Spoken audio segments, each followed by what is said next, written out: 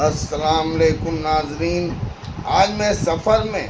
ظہر کی نماز ٹھنڈے وقت میں پڑھنا بیان کر رہا ہوں۔ ہم سے آدم بن ابی ایاس نے بیان کیا، کہا ہم سے شعیب نے، کہا ہم سے مہاجر ابو الحسن نے، جو بنی یتیم اللہ کے غلام تھے، انہوں نے کہا میں نے زید بن وہب جہنی سے سنا، انہوں نے ابو ذر غفاری سے، انہوں نے کہا ہم حضرت صلی اللہ علیہ وسلم کے ساتھ ایک سفر میں تھے تو مؤذن نے ظہر کی اذان دینا چاہی، حضرت صلی اللہ علیہ وسلم نے فرمایا ٹھنڈا ہونے دے، پھر اس نے اذان دینا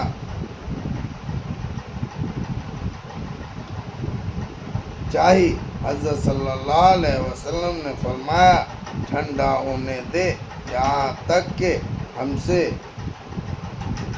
ٹیلوں کا سایہ دیکھا، پھر حضرت صلی اللہ علیہ وسلم نے فرمایا گرمی کی سختی دوزخ کی بھاپ سے ہوتی ہے۔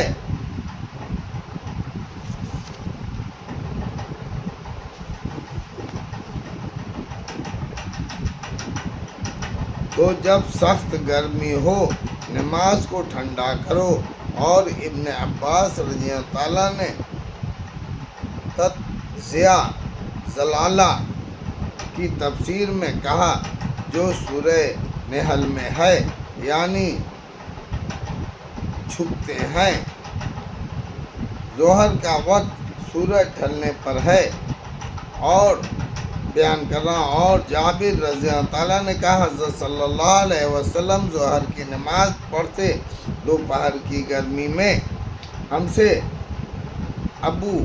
الایمان حکیم بن نافع نے بیان کیا، کہا ہم سے شعیب نے، انہوں نے زہری سے کہا مجھ کو انیس بن مالک نے خبر دی کہ حضرت صلی اللہ علیہ وسلم سورج ڈھلے پر برآمد ہوئے اور ظہر کی نماز پڑھائی، پھر منبر پر کھڑے ہوئے اور قیامت کا ذکر کیا، فرمایا اس میں بڑی بڑی باتیں ہوں گی، پھر فرمایا جس کو کوئی بات مجھ سے پوچھنا ہو وہ پوچھ لے، جب تک میں اس جگہ پر ہوں تم جو بات مجھ سے پوچھو گے میں بتلاؤں گا۔ یہ سن کر لوگ خوف کے مارے بہت رونے لگے، اور آپ بار بار یہی فرماتے جاتے تھے پوچھو تم۔ عبداللہ بن حذافہ سہمی کھڑا ہوا اور کہنے لگا میرا باپ کون ہے؟ آپ نے فرمایا تیرا باپ حذافہ تھا، پھر آپ بار بار یہی فرمانے لگے پوچھو، آخر حضرت عمر رضی اللہ تعالیٰ ادب سے دو زانوں ہو بیٹھے اور عرض کرنے لگے ہم اللہ جل جلالہ کے مالک ہونے سے اور اسلام کے دین ہونے سے اور حضرت محمد کے پیغمبر ہونے سے راضی ہیں۔ اس وقت آپ چپ ہوئے، پھر آپ نے فرمایا ابھی بہشت دوزخ میرے سامنے اس دیوار کے کونے میں پیش کی گئی، میں نے نہ ایسی کوئی عمدہ چیز دیکھی جیسے بہشت تھی، نہ ایسی کوئی بری چیز دیکھی جیسے دوزخ تھی۔ ہم سے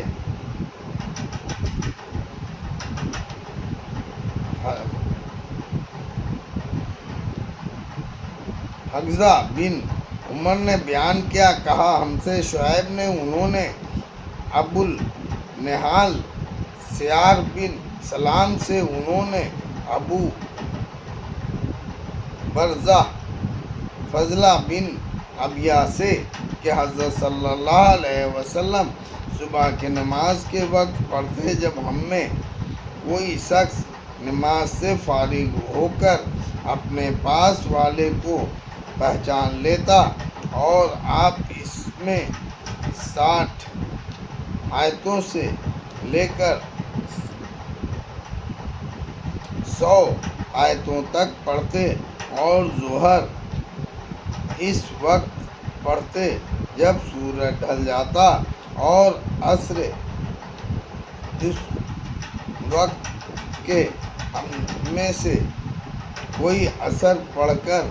شہر کے بڑے حصے میں اپنے گھر کو لوٹ جاتا اور سورج تیز رہتا۔ ابو النہال نے کہا میں بھول گیا۔ ابو برزہ نے مغرب کے باب میں کیا کہا اور آپ عشاء کی نماز میں تہائی رات تک دیر کرنے کی پورا نہیں کرتے تھے؟ پھر ابو النہال نے یوں کہا آدھی رات تک۔ اور مؤذن بصری نے کہا شعبہ نے کہا پھر میں ابو النہال سے ایک بار ملا تو یوں کہنے لگا یا تہائی ہم سے محمد بن مقاتل نے بیان کیا، کہا ہم سے عبداللہ بن مبارک نے، انہوں نے کہا ہم کو خالد بن عبد الرحمن نے خبر دی، انہوں نے کہا مجھ سے غالب قطان نے بیان کیا، کہا انہوں نے بکر بن عبداللہ مزنی سے، انہوں نے انیس بن ملک سے، انہوں نے کہا ہم جب حضرت صلی اللہ علیہ وسلم کے پیچھے ظہر کی نماز دوپہر کو پڑھا کرتے تو گرمی سے بچنے کے لیے اپنے کپڑوں پر سجدہ کرتے، تو گرمی سے بچنے کے لیے اپنے کپڑوں پر سجدہ کرتے۔ ظہر میں اتنی دیر کرنا کہ عصر کا وقت قریب آن پہنچے۔ ہم سے ابو النعمان نے بیان کیا، کہا ہم سے حماد بن یزید زید نے، انہوں نے عمر بن دینار سے، انہوں نے جابر بن زید سے، انہوں نے عبداللہ بن عباس رضی اللہ تعالیٰ سے کہ حضرت صلی اللہ علیہ وسلم نے مدینہ میں رہ کر یعنی سفر نہ تھا 7 رکعتیں مغرب اور عشاء کی اور 8 رکعت ظہر اور عصر کی ملا کر پڑھی۔ ایوب سختیانی نے جابر بن زید سے کہا شاید بارش کی رات میں ایسا کیا ہوگا؟ انہوں نے کہا شاید۔ اللہ اکبر۔